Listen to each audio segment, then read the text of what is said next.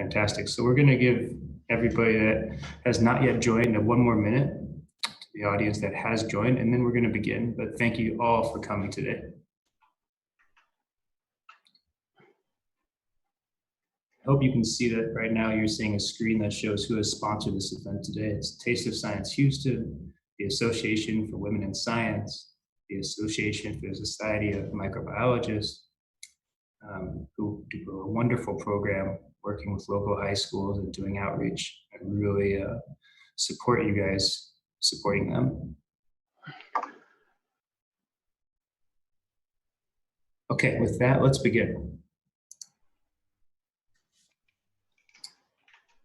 As a special project collaboration between the American Society of Microbiologists and Taste of Science, we welcome you to COVID-19, Part 2, The Path Forward. It's been 5 months since the first cases appeared in China. 1 month later, we would have cases in Europe, the US, and the rest of East Asia. As of today, we have 3.5 million cases worldwide, nearly 250,000 deaths, and thankfully, 1 million recoveries. In the past months, we've seen historical measures taken to limit the spread. We wear masks, we stand 6 feet apart from each other, and suddenly the alcohol in our hands is worth more than the one in our cups. Some say we're at a so-called flattening of the curve, and we're starting to see governments open up the economy with restrictions. But there are the counter voices that say it's just too soon, and we're not yet ready to face a second wave of infections. In yesterday's session, we discussed the myths and the misinformation surrounding COVID-19. Today, we're going to look forward. We have a panelist of specialists that are ready to discuss the tests, the treatments, and the general path forward. Our webinar today will consist of a speaker introduction and their specialties, followed by a roundtable discussion guided by the questions you submitted. But don't worry, if you didn't submit a question, our last section will be a live question and answer. So go ahead, post your questions in your Facebook, Zoom, or YouTube feed, and our team in the background will pass them up to the specialists. Now, if you see a question that you think needs to be asked, give it a like, tell us you want it answered, and we'll make sure that it gets prioritization and gets to the specialists right away. You may also see that your questions are getting answered in a live feed. That's because we have a team of PhDs working in the background who are answering your questions if they can. This ensures that everybody's question gets the best chance to be answered. Okay, I think that covers it. So let's go to Bailey for our speaker introduction. All right, thank you so much, Amir. Hi everyone, my name is Bailey Kane and I'm a PhD student at BCM and actually also an ASM officer for the Texas Medical Center chapter of ASM. Thank you so much to those of you that joined in yesterday, submitted questions, and engaged in our discussion about debunking popular COVID-19 myths. To anyone that's joining us for the first time, welcome and thank you so much for joining. I have the pleasure again of introducing our amazing experts for segment 2. So let's get started. And when I say your name, could you please wave to the audience so they can know who you are? So first, Dr. Ayesha Khan. Dr. Ayesha Khan is a clinical microbiologist and infectious disease scientist at UTHealth, dedicated to reducing the global spread of antibiotic-resistant superbugs by creating innovative diagnostic tools. She serves as the Texas ambassador to the American Society for Microbiology, or ASM, and as the president of the Texas Medical Center chapter of ASM. Dr. Khan is working on the ground to develop and run COVID-19 diagnostic tests. Our next expert is Jill Losh.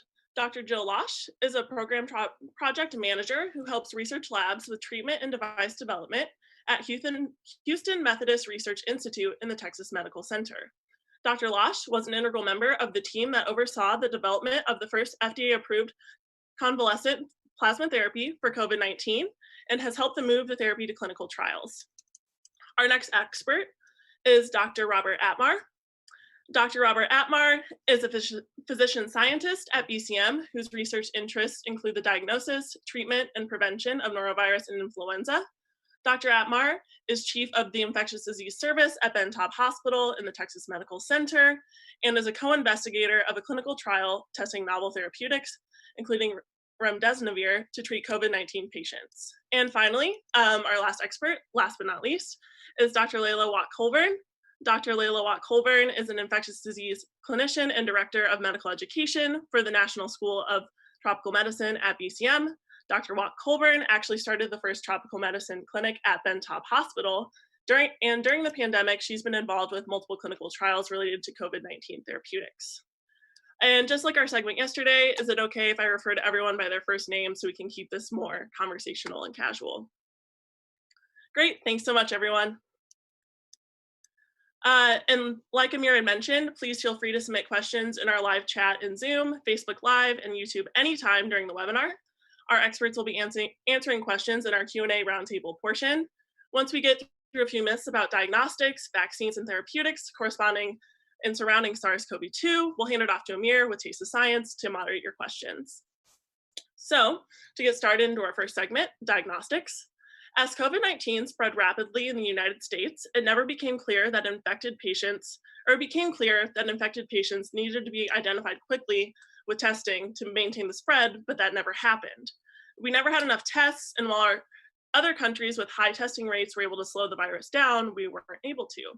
Ayesha, a myth circulated on my own social media feed and other news outlets like CNN early on is that tested for COVID is easy, that anyone can do it. Is this true? And what does it take to develop tests in the middle of an outbreak? Thanks, Bailey. Again, thank you, everyone, for being here, and thank you for having me here. I'm still training, so I'm learning on the fly, I guess, in the middle of this pandemic. So that's been a little stressful. But so when most people talk about diagnostics when it comes to COVID-19 and diagnosing patients with COVID-19, they're talking about the PCR test, which detects the presence of SARS-CoV-2 genetic material or RNA. Not the live virus. And that's kind of an important distinction that we can talk about later. But developing and running the COVID test is not easy. It's classified as high complexity by our standards. So clinical microbiology labs are experts in running these diagnostics. So it's not run at drive-throughs. That's just where they swab you. And when the pandemic hit, you're essentially developing a test for a never-before-seen virus. And normally there's a rigorous approval process to get tests cleared by the FDA. And now we know that because of the crisis, there's a faster track to get things greenlit. And that still means you have to demonstrate that the test is sensitive, so can pick up the lowest amount of virus, and specific, that it's not picking up another virus. And labs have to, again, verify the accuracy and precision of a test before they use it. So there's a lot of things that affect the accuracy of a test. And keep in mind, they have to do all of this while they're dealing with the immense pressure of churning out tests and finding resources to be able to even scale up and run sometimes thousands of tests a day. So not just the diagnostic itself, but we want to make sure that we're giving results that are accurate and actionable or useful. So it is definitely way more complex than it seems. Awesome, great. Thank you for that great explanation about why it's not really practical or feasible to do thousands of tests at a time and how we can't do them in a drive-through facility or something like that. And it takes a lot of work and time to get a reliable test off the ground. But now that we have this test, can you explain why there are so many shortages in testing and why clinical labs around the country haven't been able to scale up? So that's a very complicated question, but because we're dealing with different types of shortages. But yes, our labs are struggling with shortages, not just of tests, but of swabs to collect patient samples, protective gear medical workers need to even collect samples, and lab personnel to be able to run a bunch of tests. And that's essentially why we're rationing tests to our sickest patients with symptoms. And why is because labs need money to run tests. And initially, the government stimulus funding was directed and supplies were directed to big commercial labs, but not smaller clinical labs like ours in hospitals. And ASM, I know, has directly advocated for this, and I hope we can access more of that funding. But all commercial labs have released statements saying that they don't have shortages. But for us to be able to send our patient samples to a commercial lab, those results can take days. And early in the pandemic, it took weeks because of the volume. Our labs in hospitals, though, can get results back to our patients sometimes in a couple of hours, so much faster. And that is important. A fast diagnosis means that a patient could get access to a life-saving treatment faster. And there's also shortages in the manufacturing supply chain itself.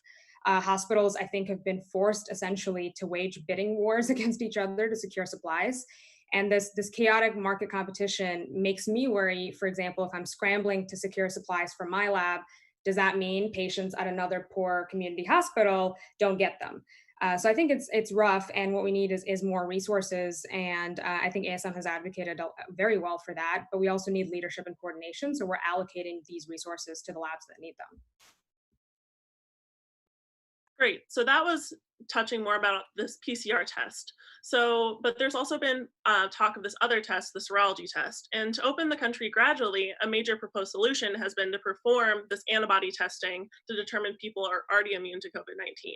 Are there any limitations to serology testing? Yes, lots of limitations to all types of testing, actually, but specifically serology.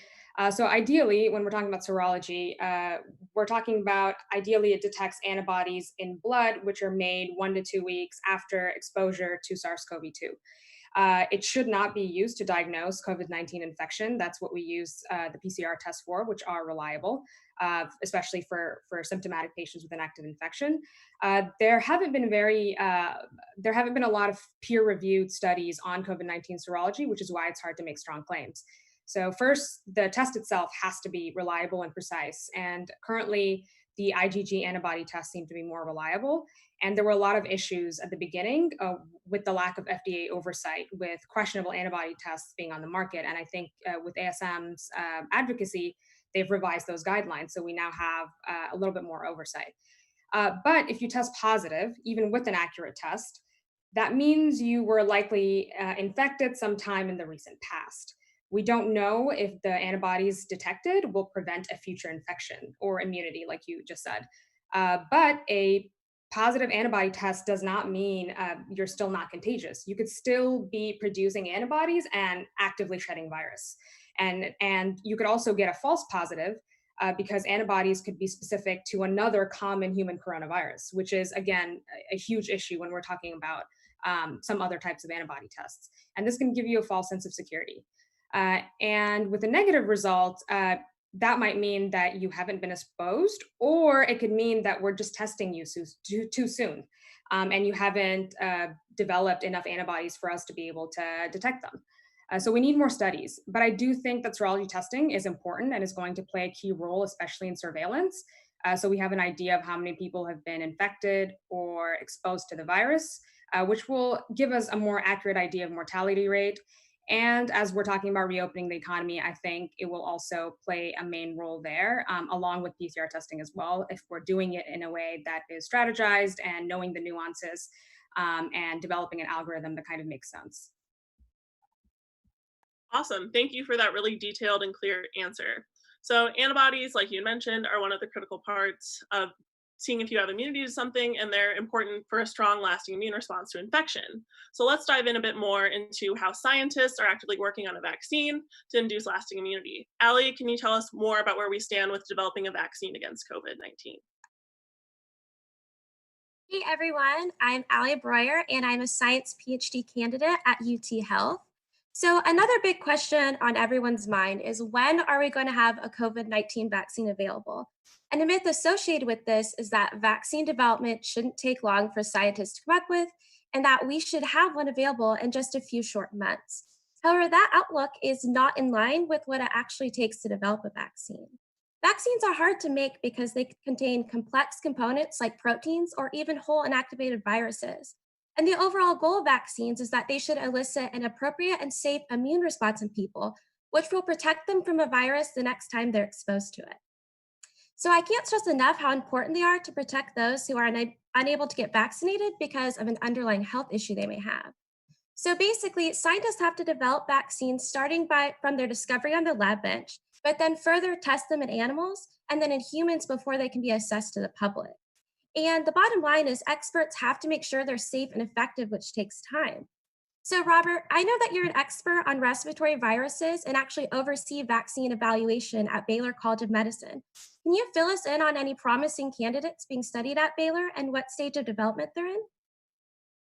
So right now, the only SARS vaccine that has been developed at Baylor was one that was developed by Dr. Peter Hotez's group for the original SARS coronavirus, now SARS coronavirus 1. And that was a vaccine that targets a portion of the spike protein. The spike protein is a protein on the surface of the virus that is important in initially binding to a cell so that it can initiate infection of that cell and generating antibody in the person's body against the spike protein may actually block the ability of the virus to infect the cell. And the antibody in the vaccine he developed in his group targeted specifically a portion of the spike protein that interacts with a molecule on the surface of the cell to initiate infection. We call that the receptor binding domain. And so that vaccine has been taken up through animal studies, but it's not yet been into people. To date, there are, I think, 7 clinical trials of other candidate vaccines that have begun in people, and close to 90 different vaccine candidates that are either in clinical trial or in what we call preclinical. They're being tested in the laboratory before they are ready to be tested in people. Thank you for your insight. So, Robert, when do you expect that a COVID-19 vaccine will be ready and accessible for everyone so that a large percentage of the population is immune to the virus? So I only heard part of your question, but I can anticipate what you said. There are several stages that a vaccine has to go through in terms of being ready or before it's ready to be used in the general population. We tend to call those phases of the study preclinical, which is where it's tested in the laboratory and in animals. Then we have phase 1 testing, which is when it's first given to people to make sure that it's safe. And generally speaking, in the phase 1, we also look to see if there's an immune response to the vaccine. In phase 2, we give it to more people and beginning to give it to people who are the target population, which right now would basically be everybody, or at least everybody who hasn't been infected previously. During that phase, we're doing further evaluation about the immune response and selecting a dose that's appropriate to give to see whether or not it's protective. And we also, in late phase 2, may get some preliminary evidence about whether the vaccine may be effective. And then phase 3 is a study where it's given to large numbers of individuals in a clinical trial, such that you look to see whether or not those who receive the vaccine compared to those who don't get the vaccine are protected from infection and or illness and or the complications of illness to determine whether or not the vaccine's effective. Also, this is generally the phase in which the largest number of people receive the vaccine, and you determine whether or not the vaccine is safe and whether or not there are any unexpected adverse reactions or side effects that would mean that even if the vaccine worked, the side effects are unacceptable and would not be generally useful. Usually going through all these different phases takes a number of years. I think the average is probably somewhere between 10 and 15 years. The shortest period of time from beginning to work on the vaccine in the lab to having it rolled out for use in people, I think was back in the 60s when the mumps vaccine was developed, and I think that was 4 years.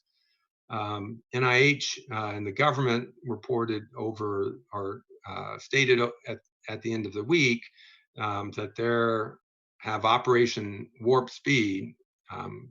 For those of us old enough to have watched Star Trek in our youth, that has maybe more meaning than it does for some of you Star Wars age people. But anyway, and the goal there is to go through all of this and have the vaccine ready by the beginning of 2021. And what I didn't talk about was after phase 3, usually there's a period where one has to gear up and make enough vaccine to be able to give it to people who will receive it to be protected. And that often takes a while to get geared up. And so all of this is trying to be collapsed in about 6 to 8 months now. Okay, wow. So that was a lot of really great insight. Thank you for your comments, Robert. So it seems that progress is definitely being made towards finding a new COVID-19 vaccine, and there are already candidates being tested, which shows how hard scientists are working. So in addition to vaccines, we also need to develop treatments to help the people who are already infected.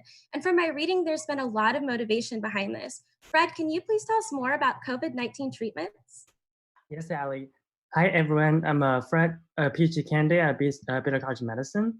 Right now, over 1,000 clinical trials related to COVID-19 have been registered. There's no cure yet, which generates public fear and uncertainty. Several treatments have shown rather promising preliminary results, which give us hope. One of these treatments is to transfer the plasma of recovered COVID-19 patients with antibodies against the virus to patients with an active infection to enhance the immune response and kill the virus. While there has been positive preliminary results, it can still take time till the public can access such a treatment. So Jill, can you share with us how long it took to get this trial approved and off the ground in terms of regulatory hurdles, and what's the current status of this study at the Methodist Hospital? Sure. So it's kind of an exciting time for us in the regulatory affairs field. We started working with the PI on this convalescent plasma therapy trial in mid-March is when it came to our office. I think actually it was the day that the rodeo shut down here. So that was maybe March 13th or something like that. And we worked on that about nonstop for the next week or so, putting a lot of our normal everyday projects on the back burner for a bit, as many people are doing in science.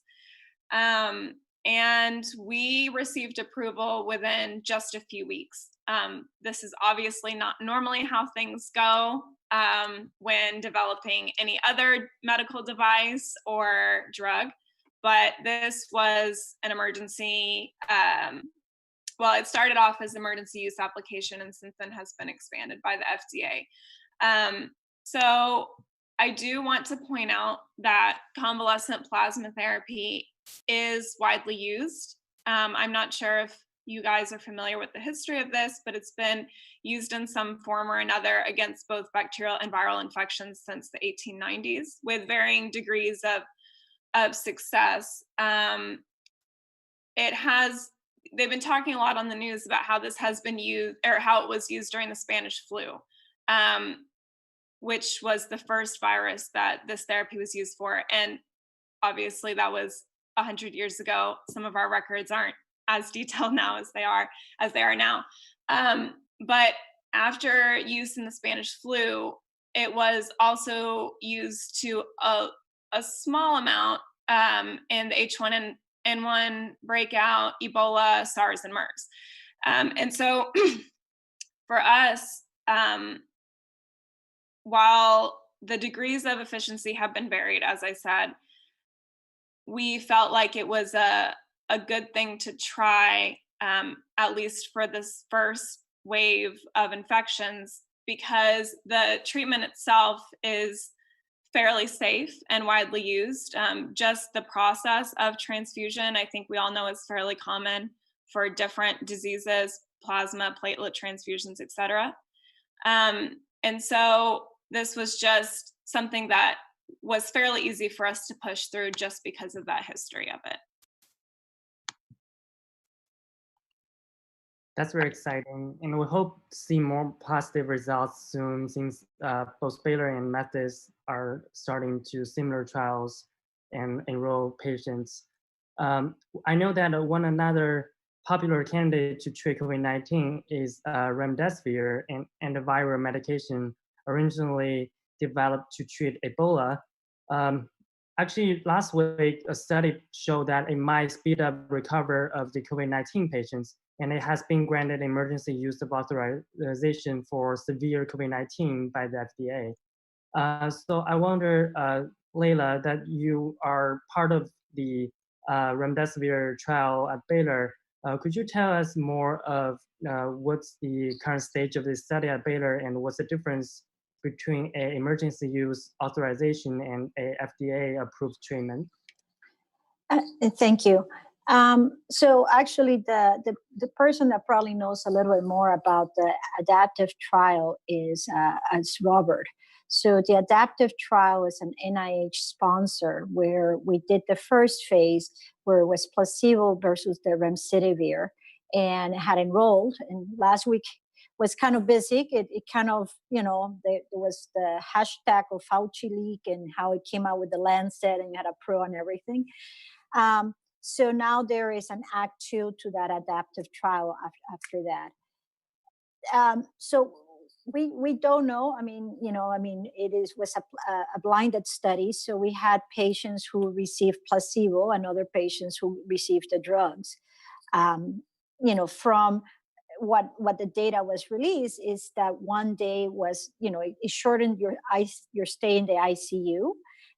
It shortened everything. But I think what we learned most is that this antivirals work at at early stages. You really want to give it once the viral load is coming down and you're starting your inflammatory phase, kind of on a sweet spot before the patient ends up intubated in the intensive care unit. Even one day to shorten that period, it gives us a lot. One is a health cost because you don't have one more stay in the ICU, and the other one is that you free up the intensive care machinery and people. So overall, it makes sense. It works on the RNA polymerase. It's a good antiviral, and except that for if you have your creatinine clearance is below 50, it's an issue because it's still IV. Ideally, we would like to see is an oral one, something that you can give, because if you want to disseminate this globally, giving IV access might not be something feasible for all the global community. Thank you for your information. It seems that there is definitely progress towards finding a treatment. We know that although there's no cure yet, almost 1 million patients worldwide have recovered, and we hope that there will be treatment available to public soon. And for that, I'm going back to Bailey to answer more questions. All right, that was great. So now that we've laid the groundwork for talking about our path moving forward, we're going to hand it over to Amir, our friend from Taste of Science Houston, to moderate questions from our webinar Google form and from our Zoom, Facebook Live, and YouTube chat. Take it away, Amir. Thanks, Bailey. Wow, that was a lot of information. So just to keep everyone on the same page, we're now going to shift to questions that our own viewers have submitted before we started this entire webinar. Let's start with, So many times as our economies are opening back up, we're seeing that companies are using so-called thermometer scans to dictate whether or not somebody can come into their business or come into their workspace and whether or not they're infected. Is this really effective, or is this all smoke? I'm going to pose this one to Laila. So we use temperature screening as part of a way of getting into the hospitals. We know that in about 75% of the patients who end up in the hospital will have a temperature. So it can be an early marker.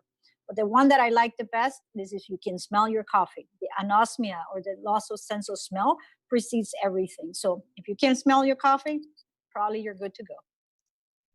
Oh, wow, that's really interesting. So we have an early readout that even people at home can do to say, oh, is there something that I should be worried about? Okay, so this gets piggybacking off of that question to you, Ayesha. I know that you're working on detecting the virus as early as possible, but a lot of people out there are really concerned about asymptomatic patients. And the question is, how are we going to go ahead and screen to see what the real mortality rate and the real infection rate is out there? So I guess I'll answer that in two parts. That kind of goes back to my earlier point where it is really important for us to be able to screen a sizable amount of the population to be able to understand how many people have been exposed and how many people have it and are recovering, et cetera. But again, the limitation there is the shortage of testing.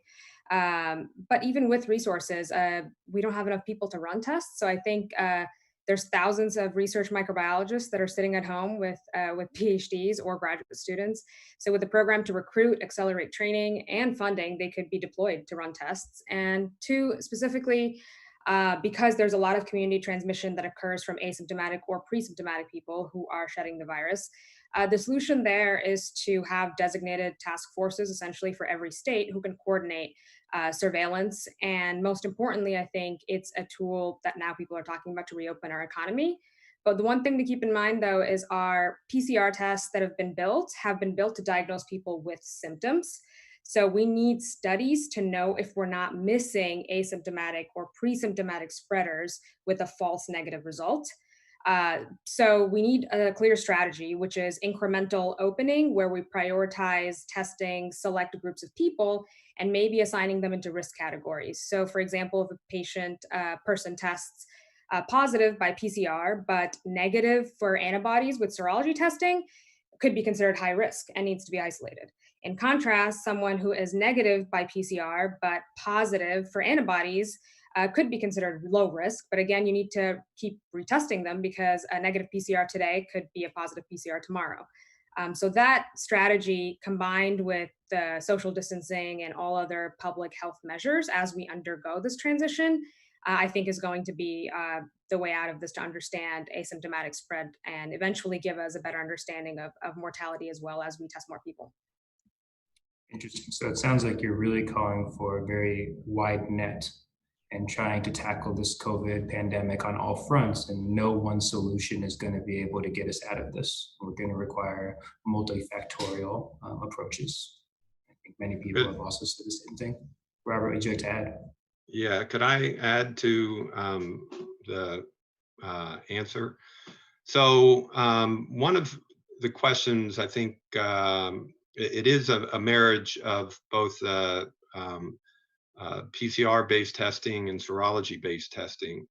And one of the ways to figure out how much asymptomatic or subclinical infection there is through epidemiological studies where the population is tested for the presence of antibodies. So this is using an antibody test not to look at an individual, whether he or she may be quote unquote protected based on prior infection or presumed prior infection if antibodies present, because we don't know that yet. But what it's doing is looking at the population and saying 10%, 15%, 20% of the population has antibody. And then you look at the people who are tested and ask them, have they had a respiratory illness or febrile respiratory illness over this is a relatively short period of time. We're talking about going back to the beginning of January. And did they have such an illness? And if they didn't, they had an illness or infection that was not recognized as being COVID-19. And it gives you an idea of what percentage of the population has symptomatic or what is the penetrance of the disease after infection. And that'll give you some idea about the transmission dynamics. And those kinds of studies are now beginning to be done in some populations. And one of the things that's concerning is even in a place like New York, where they've been overwhelmed, the seroprevalence studies have only shown that about 20% of the population has been infected. So there's a lot to learn, and we're certainly learning as we go with this, but that epidemiologic approach is one that will take a while, but one that will ultimately inform us how often infection ends up causing disease.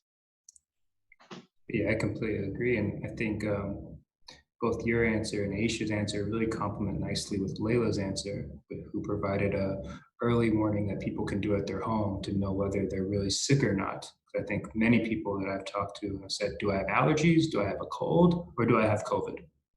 And it's nice to hear that there's approaches on all the fronts. I'll just mention that, yes, if you can't smell your coffee, there's a chance that you are infected. And that has been the first symptom for a number of patients. But by no means all patients have that. And so one of the challenges has been this is a disease or an infection that has caused a wide variety of clinical presentations, which has made it a bit of a challenge to recognize. And yesterday, I think you went through some of the challenges from an epidemiologic standpoint in terms of transmission, but it remains, a question. When a person has symptoms initially, is it just due to some modification or variation in their underlying health, or is it in fact supervening coronavirus infection? And it may take a day or two to figure that out. And I think there's been a question about herd immunity. Just to, I guess, clarify what that is, it essentially means that there's enough people that have been exposed to a disease such that we are not worried about it transmitting extensively. And that number, exact population number, how many people need to be exposed varies. The precise threshold of what population needs to be immune. But for SARS-CoV-2, that remains to be defined. But assuming that the reproductive number ranges from 2 to 3.5, there have been certain preliminary estimates for the threshold being 40 to 75%. So that's essentially what herd immunity is. Thank you, We're Ayesha, well away from that. Yeah. Let's take a side track now. Jill, this question is to you. I think you're our regulatory expert on the panel today. Now, we've seen multiple examples on cable news and government press releases about so-called impromptu hospitals being set up. And I was wondering, could you shed some light as to how difficult it is to set up such a facility? What goes into trying to get that type of man force mobile?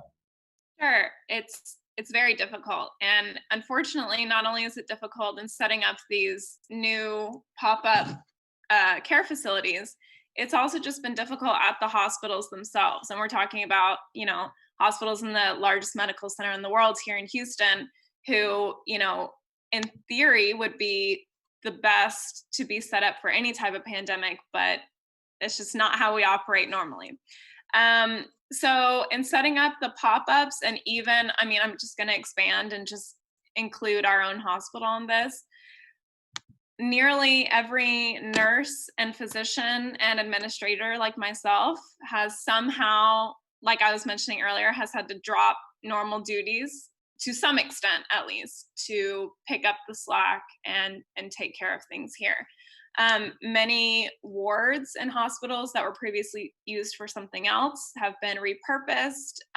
So perhaps patients who don't suffer from something infectious such as this can be combined to a safe extent, so that we can use some of that space now to expand and use for COVID patients who are extremely infectious and need different barriers put in place. For the pop-up facilities, it's been difficult. We've seen on the news, so that the Mercy Hospital ship in New York, they chose to just use that for non-COVID patients, so that they could use hospitals and the Javits Center for just COVID. But then some places have taken an opposite measure where they've opened up a pop-up just for COVID and not for anybody else. So it's really been, I don't want to use the word experiment, just, but I guess I should. It's been trial and error, right? To see what works best, to just open something new just for COVID or open something new for other things that are more easily managed. So it's been a long month or so, but I know that many hospitals and hospital systems are finding their pace. They're seeing what works. In Texas, we have been lucky that we didn't get hit as hard for this first wave as New York so far, and so it bought us some time, right? So that a lot of our COVID wards are established now and set up, and then, tying into therapies such as the convalescent therapy, remdesivir, et cetera, the number one most important and exciting things about these treatments are not that they're cures, but it's that, as Laila was saying, they're just taking time off of the patient's theoretical time of hospitalization, time on oxygen, time with ventilators, so that someone else can use those. So, thank you. That was a very terrific answer. Robert, you want to add something? Yes, go for it. Can read my face. So, in fact, we've had experience in doing this previously back in 2005 with Hurricane Katrina.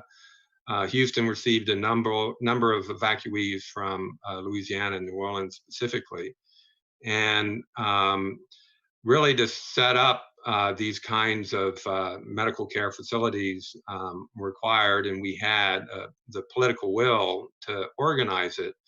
But you have to find the medical supplies to be able to set up the hospital, if you will.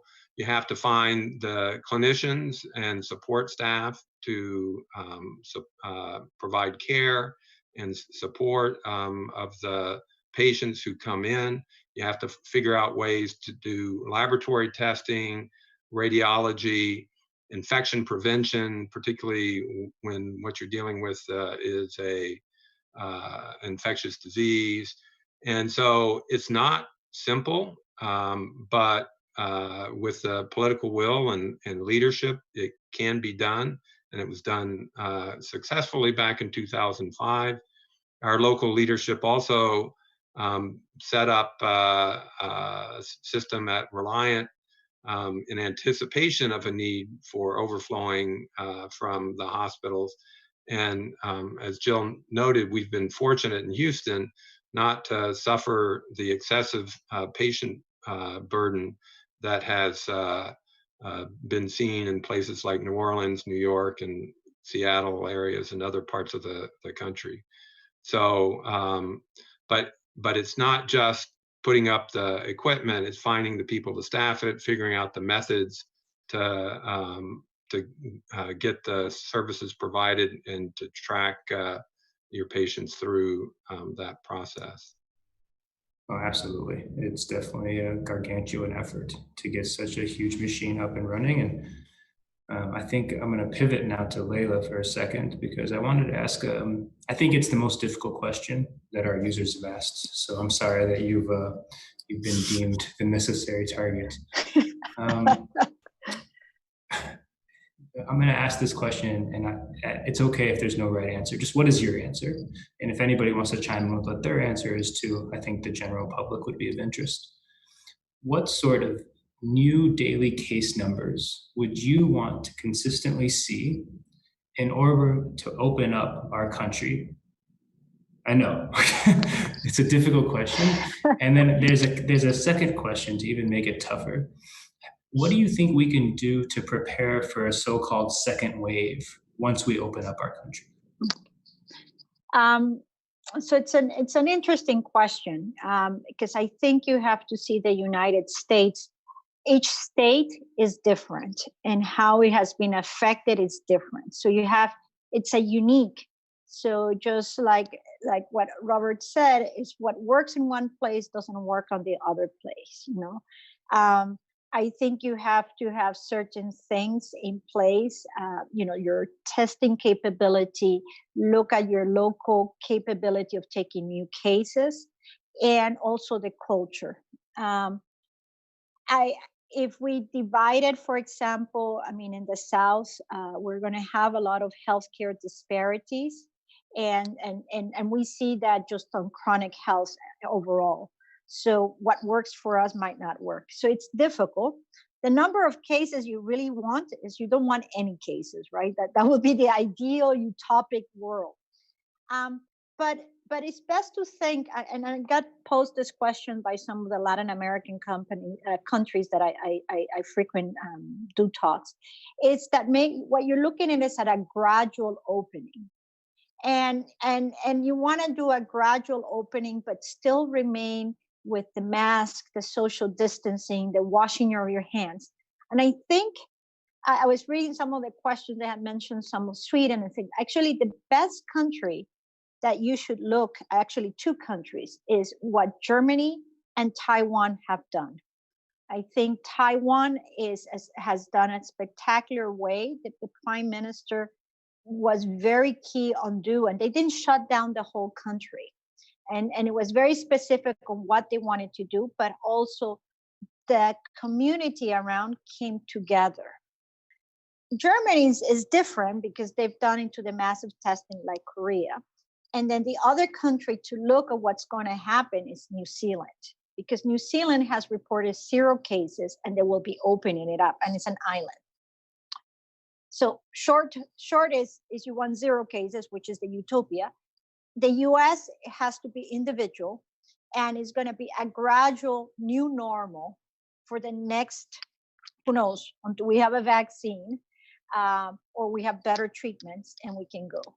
Yeah, I think I want to echo what Laila said about the incremental opening, that there's no on and off switch to this, where you just go back one day and everything's okay and we see the case rate that we want to see, and we're good. So I think doing incremental opening where you're testing subsets of population, separating workforces, prioritizing workforces based on who needs to go back, and moving from there in steps, I think that also makes it more reasonable for testing, just given the amount of shortages and supplies that we have. So I think that's most important to understand, that this is going to be a slow, long process. And while it's happening, we need to continue with social distancing and continue with all of the public health measures that are in place right now. Yeah, fantastic. Those were wonderful answers, and thank you for highlighting. Oh, Robert, go for it. Yeah, I've got an opinion about everything. So one of the reasons that some people have been concerned about the opening at this time is that from much of the modeling that's been done, the suggestion has been that one of the criteria is not necessarily an absolute number, but a declining number of cases in a region or locale for at least 10 days, which suggests that and that's just under one full incubation period. And we locally have not, or at least in our state, have not achieved that. And that's not been achieved in some of the other states that have been opening up. And so I think that's why you hear concerns raised. I agree with Laila that 0 cases would be ideal, but I don't know that we're ever going to get to 0 cases. I think this virus may be with us to stay because it's already so widespread. And unlike SARS-CoV-1, where the measures that were taken, epidemiologic measures such as social distancing and quarantine isolation, was successful because there was a much higher penetrance of disease. People who got infected were fairly easily recognized, as opposed to the large number of asymptomatic and mild illness that we're seeing that allows more ready transmission. Yeah, thank you very much for that. I think that was really useful to understand this context of virulence and how difficult it is. There's a certain sweet spot for a virus to live in that I think that was covered yesterday. All right, Jill, I think we have one more question from this roundtable, and then we're going to shift to a very long list of questions that we have from our live Q&A session. Many people are concerned about how this is implementing their daily life, and that's really understandable. Nobody's life likes to be disrupted like this. This is a difficult question, but is there any advice that you would give people who have to travel? And what is the way that they could do this in a safe manner? This is both, sorry, one moment. This is both public transportation and flights. They made sure to mention this. Right. Okay. So I know it's been tough. I myself have had to cancel a trip to go see my own family during all of this. And I know that some people have similar situations, and those will continue to come up, obviously, for the next year or so that we're living in this situation.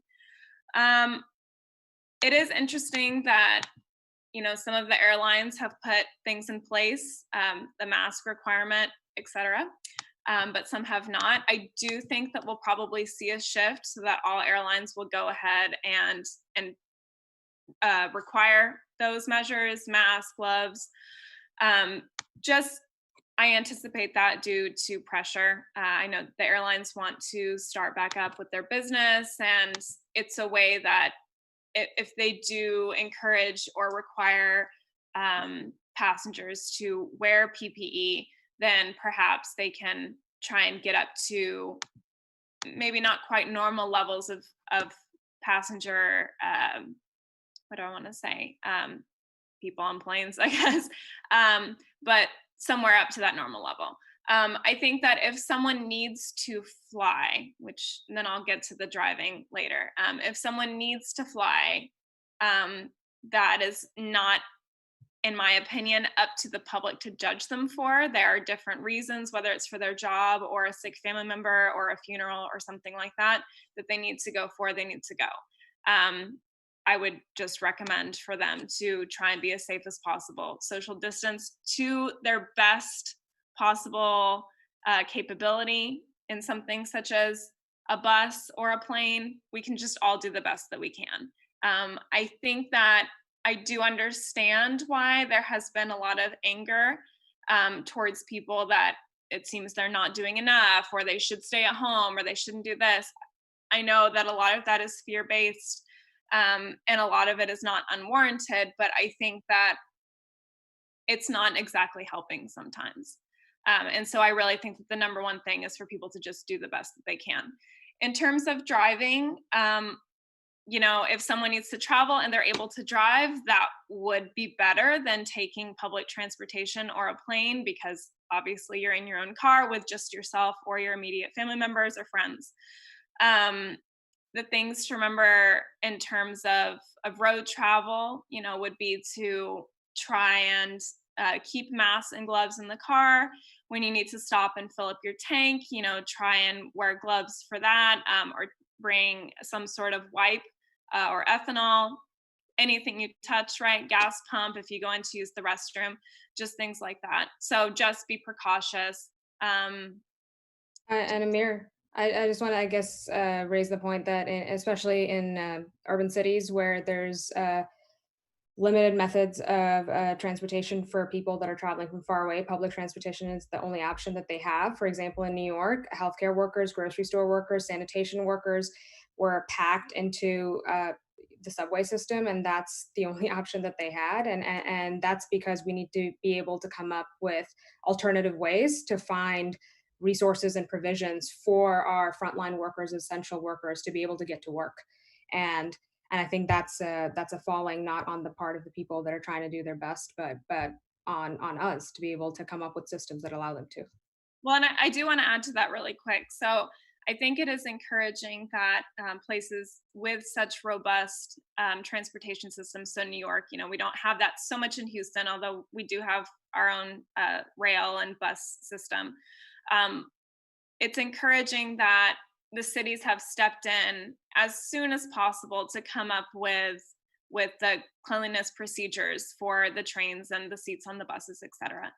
I think that, there has been argument that they should have shut things down completely, but as you pointed out, Ayesha, that's not feasible for everyone. For example, even, nurses, they're not even in retail, nurses who literally have to go to work to help with this, and doctors as well. I should open that up to all health professionals. They have to get to work. And, I think sometimes it's taken for granted that we are a nation that runs on car power, but not everyone has that capability. So I do think it's been really great to see that level of new policy changes to help maintain the cleanliness of the buses and the rails. And there's even some places that are giving out free gloves and masks whenever needed as well. Wow, thank you so much. And I think the point that you made about how we have to be compassionate to everybody's use case and not think that a one size fits all in such a diverse economy and culture was really on the nose. And Ayesha, thank you so much for chiming in about the fact that you're right. Some people don't have another option. So it's easy for people to say you can't take the public transportation, but if it's the only one you have, then that's much more difficult. Okay, so thank you so much for that roundtable, and for everybody that submitted a question beforehand. Again, thank you for your participation. We're going to shift now to our live question and answer session. So you can still ask questions. We have a very long list, but we'll try to get through as many of them as we can. Okay, who here has a pet? Fantastic. So this is first to the pet owners, then, because it's a question that's come up now in both days, which I think is really interesting, and it may fall under the myths and misinformation. Can our pets be infected by COVID? And if they are, can they infect us back? So I'm going to step in real quick with that. In my previous life, I was a vet tech, so I'm a little passionate about this. And I love to talk about my dog. So, that works. So as far as I'm aware, there is no evidence that a pet can actually become infected. And what I want to say is infected is not that they're a carrier, but that they're sick with COVID, that the virus has started a systemic infection within the animal. No, there's no evidence. And in fact, it is rare that we see this in anything. So for example, a lot of people have dogs that are vaccinated against canine flu, right? So that's a rhinovirus, just like the human flu, but it would be dog specific in general. So there's no evidence of that. I know that there has been some headlines, and I think some of these headlines are a little bit hyped up, that dogs can, or house pets, I should say, can be carriers of it. Some of these articles, I think, need to be taken with a grain of salt because of the language that's used in those. Yes, there has been instances where an animal's nose was swabbed and viral particles were found. But then we also have to remember they live within us. We're cuddling with them. If you're sick, their noses are wet, something's going to stick to it. But I do want to just make it clear that no one has had a pet that they've said, oh, it also has COVID-19. So I want to chime in. So there has been data of human to animal transmission, and this happened on the Bronx Zoo with their tiger population. So as a disclosure, my sister is a veterinarian at the Nashville Zoo and a former alumni of Cornell. And so Cornell has looked at it, and there's also been information on transmission more human to the animal. And all this comes from a feline coronavirus that was detected first in Hong Kong, where it is. And then there's been a couple of New York incidents where people with what we presume high viral loads have been able to transmit it to the feline population. Now, the puma and the two tigers in the Bronx did well. They didn't develop acute respiratory distress, according to the Bronx Zoo. But I don't know if Robert has a little more information on that. Yeah, so, I think we have to remember that the SARS coronavirus probably originally came to infect people from a small mammal. The postulated animal was pangolin, which is an anteater-like mammal. And with SARS and other some of these other zoonotic viruses, it is possible for other mammals to become infected. The reassuring piece for Jill and the rest of us pet owners is that even though pets may be able to be infected, it's not clear that they can then turn around and infect other people. But the risk is there, and I think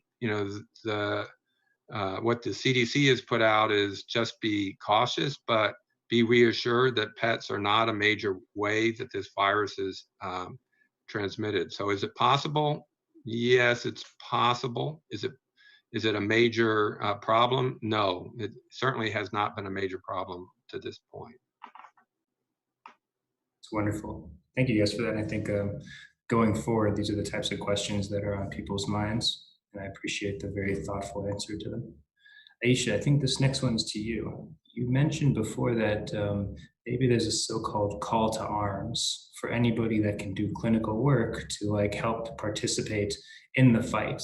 And I think going forward, at least based on our audience's questions, that's really on their minds. And they would like to hear, do you know of any venues that PhDs who maybe are not specialties in this field can still help contribute that you could share? Yeah, so I don't want to, I guess, scale down how difficult it is to be able to do this. They still would need to be trained and be able to be equipped and supervised by clinical microbiology lab directors that are licensed and certified. So it's very institution specific, and it's also state specific guidelines and rules to be able to do that. I know there are universities, for example, the University of Washington and the University of California in San Francisco has been able to recruit graduate students as well as other researchers that have high complexity skills and been able to train them, accelerate that process of training, and deployed them into labs where they are doing tests under a supervised manner. So it is safe, and it is under a lab director that has the right training. But in order to be able to do that, we need to be planned for it and be ready to go, essentially. So it's kind of like a national guard, I would say, of researchers that we have. And whenever something like this happens, we have a program already ready to go where we have the funding allocated to be able to recruit a small portion of them, train them, and then deploy them where they're needed, especially in places that have high volume of tests where they need to do thousands of tests a day, but then don't have enough personnel. So it comes with pre-planning. And I think that's kind of been the difficult thing for us. We need the help, but it's hard for us to understand how to have the capacity to do that. We need money. We need to be able to pay people to do this. We need to be able to have the resources. So I think that's been what's difficult. There's a mechanism to do it, but it varies by institution and states. Wow. Sounds like you just described really mirrored the way Jill described having to set up an impromptu, and Robert also mentioned hospital, is that on paper it seems like it can be done, but when you try to put it into the real world, it's very difficult. Okay, Jill, I think it's not an exaggeration to say you are the plasma expert on this panel. So I think this question goes to you. Can we collect sufficient plasma from recovered patients so that we can start treating patients that are becoming infected? And maybe before you start that, I would ask just one description. Can you describe for the audience what's the difference between plasma and blood? So plasma is basically the liquid part of blood, right? As we know, just from elementary school, and blood is made up of many different cells, including the red blood cells, which is what gives it the color, the little donuts, and platelets and other things. The plasma is the liquid component. So I do want to say that, yes, that was a concern early on. Will we get enough plasma? Will people who have been sick, either at home or in hospitals, really want to come out to donate plasma after they've deemed to be recovered? And it's been really nice to say that the answer to that is yes. A lot of the blood banks are reporting high numbers, and especially high numbers of first-time blood donors during all of this.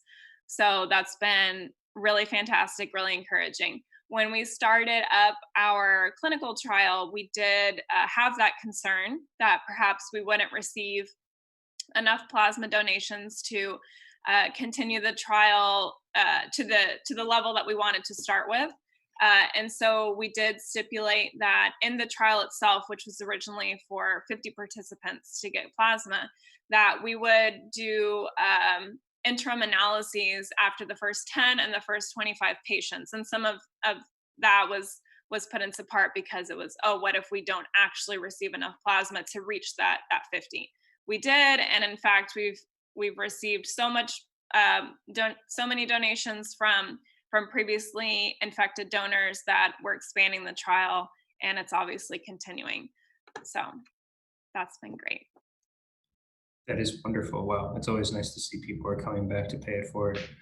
Okay, Robert, I think it's no exaggeration to say maybe you're the vaccine expert on this panel. So there's two tough questions about vaccines that have been suggested. Yesterday, somebody noted that it's been reported that there's over 400 different strains now detectable of COVID. Is it going to be possible to generate a vaccine against all of these strains? And maybe you can tie into this the subtleties of generating a vaccine against a virus that mutates. So coronaviruses are RNA, they have RNA, ribonucleic acid as the genetic material. And those viruses do mutate such that almost with every round of generation of new viruses, there's at least one or two mutations in the gene. And this virus is a big RNA virus. It's got almost 30,000 nucleotides in length. So to say that there are so many different strains is just to say that you have a large number of viruses that have different sequences.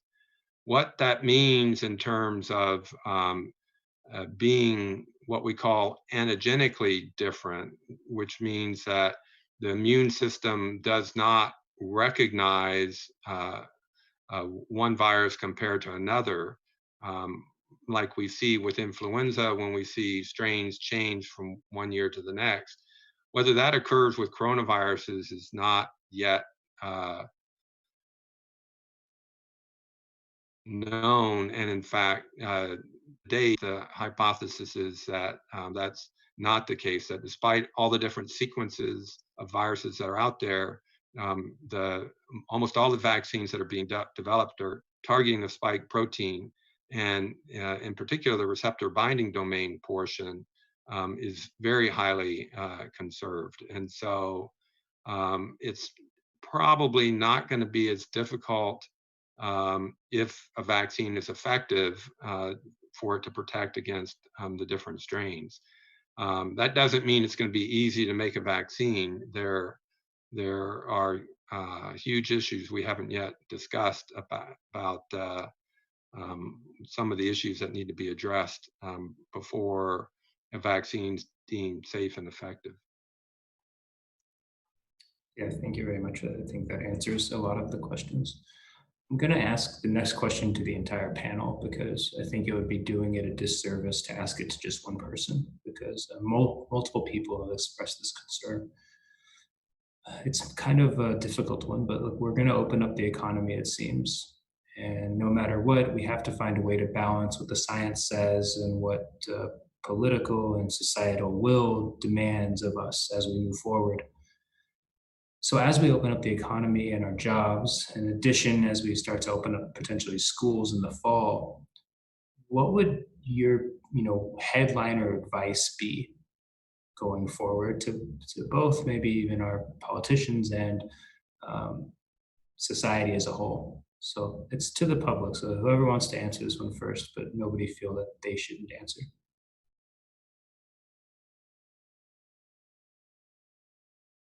Somebody has to answer that. Nobody wants it. No, it's a tough question, right? Yeah. So I think it's the first thing is that this is going forward. We're not going to be like it was December and January. There is a new normal. I think that's the reality that is a little harder. I mean, yes, the economy has to be open. I mean, we need to move on and do that. And that happened 100 years ago. I mean, the economy continued and there was a war and the war continued, you know. So I part of it is to the public is that we are going to have to continue our social distancing and are going to continue doing the mask and the washing of the hand. And I think the hardest part for certain parts of the economy are going to be concerts and sports events, because those large gatherings of 20,000, 30,000. You know, I'm a big baseball fan, so not being able to go see the Astros is a huge issue. But at the same time, there is part of it of the transmission. And I think the other part is going to be, you know, knowing what types of serology are we going to do, like Ayesha said, this cohort parts, and how can we assure that you have enough preventive measures so people don't get infected from one place or another, right? So it's the $1 million question. Yeah. Oh, sorry, Robert, do you want to go? I'll follow you, please. Yeah, I think I'll follow up with exactly what Laila said. I mean, I agree with the incremental opening, and sections of the economy will open, and we have to be patient in the meantime, as we're told to stay home, because some of us are not going back to work. But I want to be forward thinking about this too. That I think allowing scientific evidence to guide the reopening is important, but it's also extremely important to allow scientific evidence to guide long-term policy change so this doesn't happen again, and we're able to be better prepared the next time, because we're in this position where we're dealing with this to this scale because we didn't do this early enough. So I want to also echo that besides the prevalent studies, and besides the surveillance, and besides opening sections of the economy by testing people, there's going to be long-term change that we need to think about in terms of making sure that we are providing vulnerable populations and high-risk populations with the resources that they need to be able to stay home when we're asking them to stay home. And I think that's going to be my one bit here. What I would say is that recognize that this is a pandemic that the world has not suffered through anything like this. Since we've had the the global transportation and ability to circumnavigate the globe with while an infectious virus like this has been about.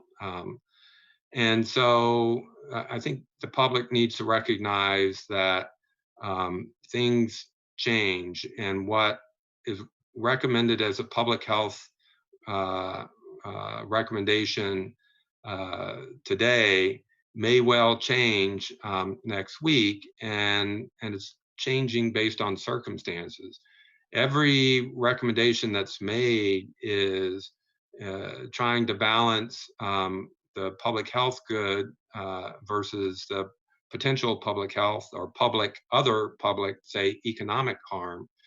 And that balance may change over time, leading to different types of recommendations. And so just be prepared to see that what we recommend next week may be different than what we recommended last week. And it's not because we got it wrong last week, it's because things have changed and we're trying to respond in the best way possible.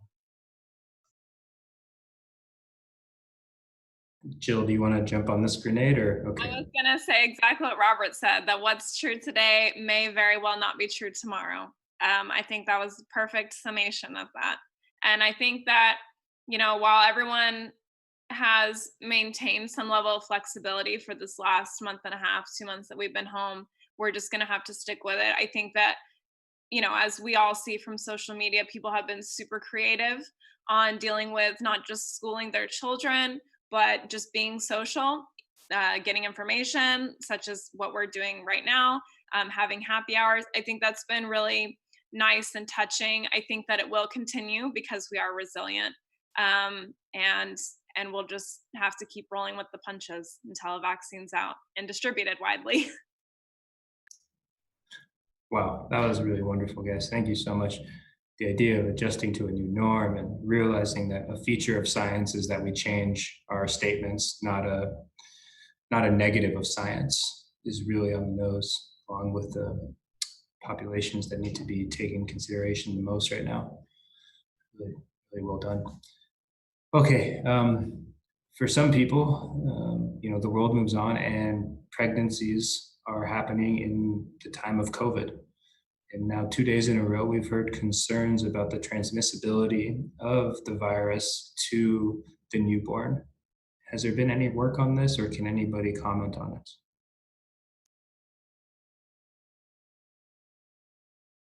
Well, I can make a couple comments, but so, I mean, people are certainly looking for it, and it's clear that a newborn can become infected very early, and young children can at times have very severe illness. Fortunately, it doesn't. And for the pregnant woman in the last trimester, having a high fever can lead to premature contractions, premature delivery, and so there are consequences. We're still trying to learn exactly what those consequences are. Fortunately, it has not been as bad, if you will, in this population as it has been in other age groups. But there are people looking at it and trying to figure out exactly what this infection means for the pregnant woman before she delivers, and then what to do if mom is infected and say the baby's not infected. Does the baby stay in the hospital or go to another family member until mom is no longer positive? These kinds of issues are being dealt with on a daily basis, and different OB groups are handling this with their pediatrician colleagues in different ways, because there is no one answer, although there is guidance from both the OB and pediatric societies on this. Not being a pediatrician or an obstetrician, I've not read those guidelines. So it sounds like your advice would be talk to your OB/GYN doctor, and they'll be informed on what would be the best route with regards to COVID. Yes. Perfect. Thank you. Okay, we have another panel-wide question because it's so big. As we start developing drugs to treat COVID and to induce so-called herd immunity, how are we going to address the problem of accessibility and affordability throughout the community so that we're actually able to achieve this goal? So I want to step in on that really quick. That's been something that I think a lot of people aren't thinking about. Whenever they say, oh, we're going to have a vaccine next year, everyone's like, yay, we're all getting a vaccine next year. And it's scary to think about that may not be the case. There is going to have to be a lot of policies put into place to perhaps determine that, some populations would need to get it before others. So for example, that may be the nursing homes. And the other thing that I think we need to just be thinking about is not only cost. And so the hope would be, just as we see with the flu shot, that it would be cheap and widely available to many people for free. I can't speak on if that's going to be the case, but it's just something to think about. The other thing too, in terms of widespread distribution, there's been some recent headlines and also discussions that as we have many different vaccines in development right now, it may be very necessary for some upfront funding to go towards some of those companies or institutions developing those vaccines, before that testing is actually completed. So a lot of money would need to be put forth to say, yeah, go ahead and start manufacturing this in high enough levels so we can be ready to go. It's sort of just a gamble there, a down payment, right, on something that may not be the best vaccine choice, but we're just going to have to continuously use our scientific knowledge to try and determine that as all these different vaccines are developed by the different companies. There are government programs in place to make vaccines available to the underserved, and that can be through Medicaid or Medicare programs for older adults. It can be through vaccines for children. So there are ways of doing it. Presumably this would be available for those who have insurance if it's effective through insurance. And so, I think Jill's hit on the larger question about enough vaccine being available. And there's been some discussion in the press by government officials about producing vaccine at risk in the hope that it's shown to be effective so that they'll have more at the time that it receives approval. But the reason it's at risk is that there's a chance that there will be a safety issue or a lack of efficacy issue. How effective does it need to be worth vaccinating? Is that 90%, 50%, 30%? What level do you need? Even a 30% effective vaccine could have an economic impact and health impact, but that's much below what we would usually want to see in a vaccine. And I also want to mention that a lot of our scientific societies like ASM and IDSA, the Infectious Disease Society of America, have directly been working to lobby Congress or with the White House task force to be able to inform them about needs on the ground. So for example, they've been able to advocate for increased funding in the stimulus packages to be able to go towards basic science research laboratories that are working on developing a vaccine. So I think scientists have been able to inform where funding needs to be directed, but Robert just mentioned especially that there's a lot of uninsured people. There's 30 million uninsured people in the US, and individual states, I know we talked about this yesterday, individual states do have policies also in place to be able to cover for the uninsured. Texas is a little bit different. For example, Massachusetts, they're able to provide resources and vaccines potentially, if one was available, would be able to be accessible. But for the states that don't have those policies in place, again, it's going to have to be part of the next stimulus act, kind of like how funding was redirected to labs in this particular Healthcare Enhancement Act.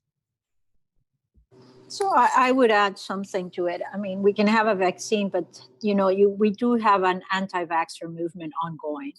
So, that's the other part, key on communication.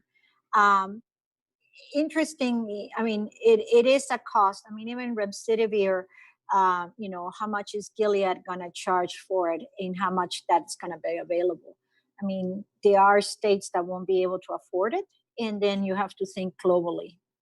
The Gilead trial, for example, in Africa and Latin America, they can only access it through the World Health Organization Solidarity Trial. And some places won't be able to. So whatever treatment comes is not just for the US and our health disproportionate communities, but also our middle and low income countries where we have the highest population, and they are actually the most people who are more vulnerable because they don't have access to care. And I mean, don't forget that the South has a big issue with access to care. Alabama, Louisiana, Georgia, Texas, and Florida have that, and Mississippi. And so how are you going to make sure that they get vaccinated if we have the vaccine? And how are the anti-vaxxers going to be an issue in that respect? Also, really quick, I just remembered that another thing that a lot of states are working on is to try to do door-to-door outreach, especially when we're talking about rural areas that are very isolated, very far away from being able to receive any kind of care. This doesn't need to be just about funding, but we need to be in there in these communities, being able to inform people and be able to actually physically get things to them, especially if they're not able to access information easily. Yeah, so touching on that really quick, my husband actually is an epidemiologist, and a lot of those types of outreach programs, thankfully, are taking place and have been taking place before COVID, but especially in response to that. One cool thing that he has taken part of, and that's popping up in other areas, is the use of hotlines. So yes, there are door-to-door interactions out in those communities, but then that brings up, what if the person isn't home exactly when the epidemiologist or other community worker comes by? What if that person doesn't want to speak with anyone face-to-face for various reasons? Or now are we putting our community workers at risk just by getting them into a closer proximity with someone who may or may not be affected, or just the different ramifications of that?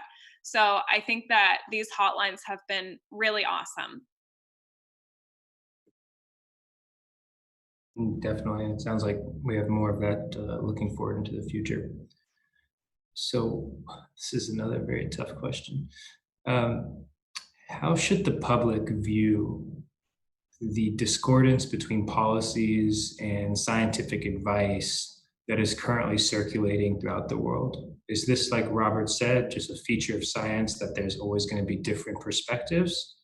What would be your guidance to the public that says, like, I hear one scientist say this, I hear another scientist say this, I thought science is science, you know? I think that there is a little bit of discrepancy, and it depends where your sources are coming from.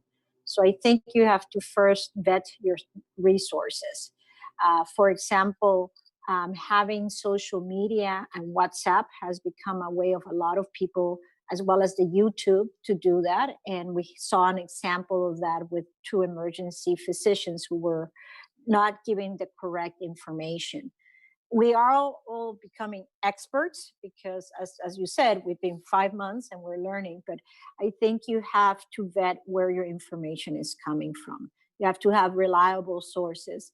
I think I speak for all of us. We try to follow our IDSA Society, ASM, and IH guidelines and try to be there.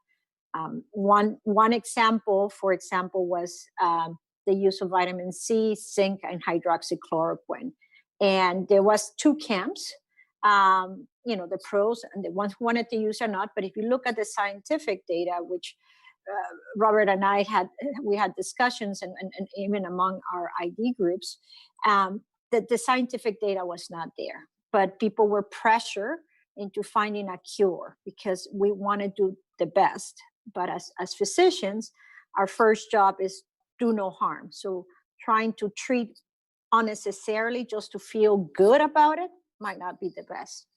So I think vet your resources, make sure they're reliable resources, and it's not something that just got passed down through the Facebook, Instagram, or WhatsApp.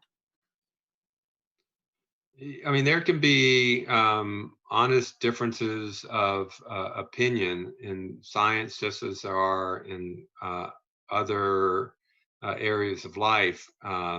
People look at a set of information, a set of data, and can have different interpretations of what the data means. And that makes it, I mean, it's difficult enough for us as scientists to figure out what's right and what's not. And it can only be more difficult for people not trained in the field. So my recommendation would be, much like Laila suggested, is that you pick your subject matter expert that you're going to believe. And a lot of people for this have picked Dr. Fauci. And everything I've heard him say, although sometimes he has to pussyfoot around certain issues, he still has not spoken misinformation. He's been straight on, accurate. And so you need to, if you turn on to different stations, the right, the left, you can figure out what stations those are, and are you hearing different kinds of interpretation of the same information? Then you can recognize that there may be non-scientific issues playing into it, and then you have to seek out who it is that you have confidence in to help you interpret what's out there. And I want to offer two important resources that I think have been useful for me. Both Laila and Robert mentioned this, but we normally interpret data given the expertise that we have, but there's also mechanisms for us to build consensus. Laila mentioned the IDSA, the Infectious Society of America, has guidelines. So that comes together by putting together a panel of people that will need to come to a consensus on how they interpret data. And the same thing for ASM, the American Society of Microbiology. They recently released a registry of vetted articles and both review articles and research articles that are reliable. And again, that was a way to build consensus on what we think is reliable information. And the public can actually access that. If you look up the ASM COVID-19 registry, you can look up a list of resources by field. So if you're looking for the clinical picture, epidemiology, diagnostics. So I think that is very useful. And in general, it helps for people to understand that not everyone in the medical field and science is an expert on everything in the medical field and science, right? That there's infectious disease doctors that know how to treat patients. There's clinical microbiologists that focus on diagnostics. There's epidemiologists that understand how transmission works and diseases spread. There's also basic science virologists that really understand viruses at the molecular level.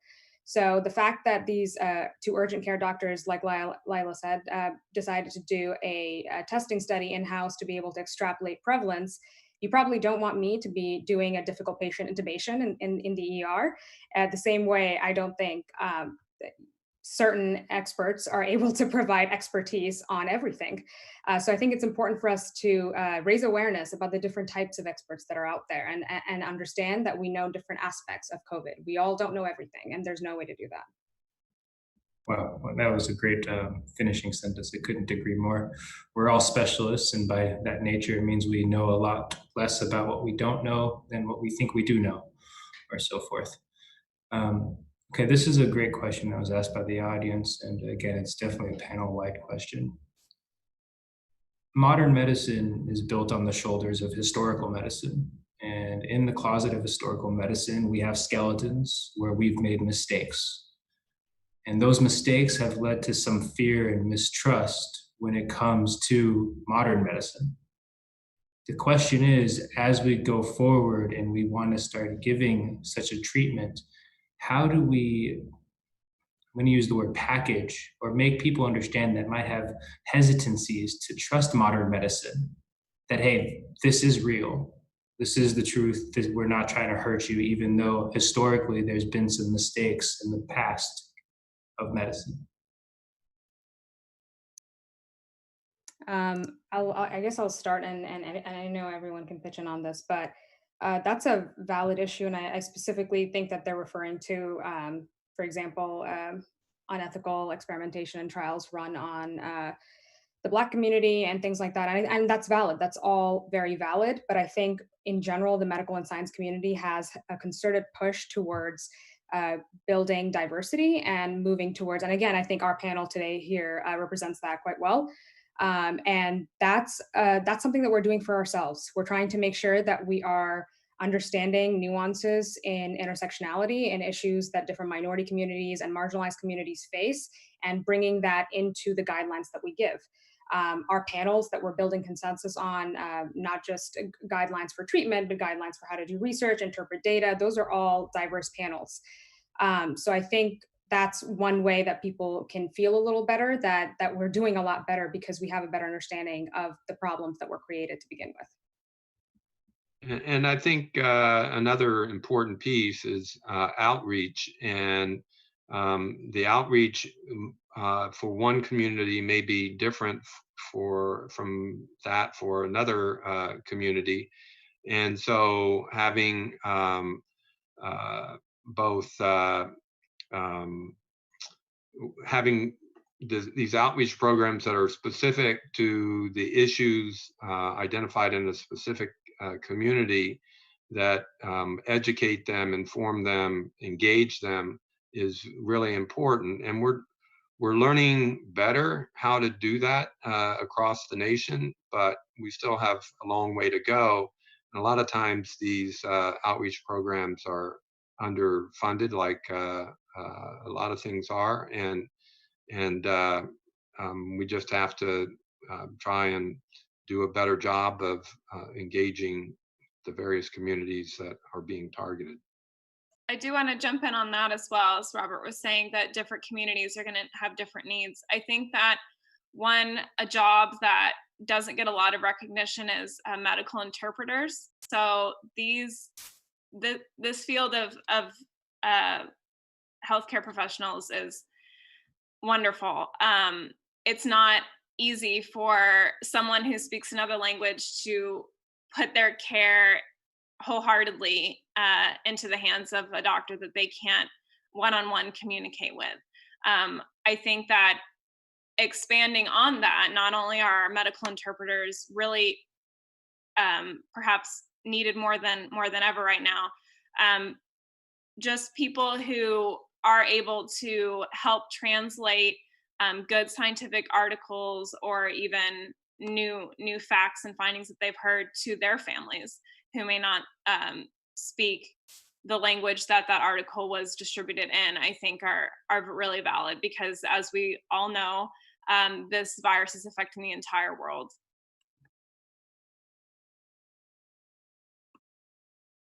Wow. I'm going to add one because I don't think either of you guys was saying it would have been appropriate, so I'll add it for you. Definitely throughout this discussion today, we've seen multiple examples where the correct answer was there is no correct answer, and that we don't quite know yet, and we're still trying to figure this out, and there's a long way for us to go. I think that sort of humility in the scientific community and the medical community is what also gets us to having populations that trust us again. So really well done today. I think we're just past our time, but I'm going to give each one of you a chance to say whatever it is that you want. No questions asked. If there's anything that you want to have be your last statement, and then we'll go to closing statements by myself, and then I think we'll wrap up for today. But thank you very much for joining. Anybody can start, by the way, sorry. All right, I'll start. So I want to first thank you for the opportunity for participating in this. And I want the public to understand that certainly what we've been able to do here locally in Houston and in different parts of the country has been to flatten the curve.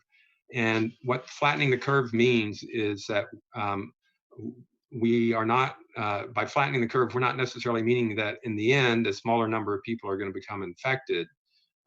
We're just allowing our healthcare system to better be able to handle the load of patients that come in to be cared for.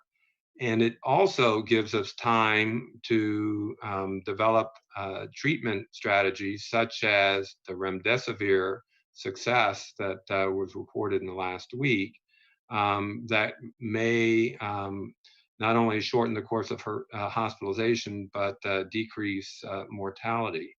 And then it also gives us time to develop a vaccine. And so while people may look at a second or even a third wave as a sign of failure, I don't think it is. We have been successful in delaying and being able to manage the patients so far that have come in, and we have had time now to develop strategies for managing these patients better, and for improving health outcomes. So thank you.